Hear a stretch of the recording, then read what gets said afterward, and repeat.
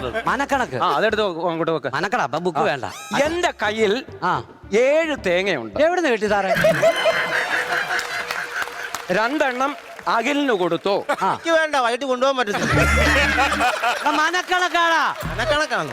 3 എണ്ണം സുമേഷിന് കൊടുത്തു. ബാക്കി എത്ര തേങ്ങയുണ്ട്? സാറേ ഞാൻ ചോദിക്കട്ടെ, സാറെന്തിനും സുമേഷിന് ഇപ്പൊ തേങ്ങ കൊടുക്കാൻ പോയി? അവന്റെ വീട്ടിൽ 3 തെങ്ങുണ്ട്. ഇഷ്ടം പോലെ കാശുള്ളടുത്താടാ അവൻ. അവന്റെ സന്ധ്യക്കാണ്. സന്ധ്യയുടെ കാര്യം പറ. അല്ല മഞ്ജുവിന് വീട്ടിൽ ഒരു വകയില്ല.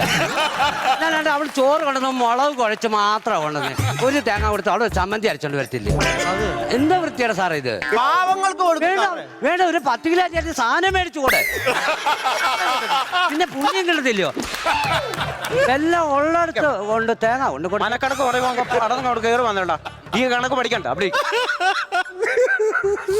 അടുത്ത കണക്കിന് ബുക്ക് എടുത്തു നോക്ക്. എടുത്തു നോക്ക്. കണക്കിന് ബുക്ക് എടുത്തു വെക്കും.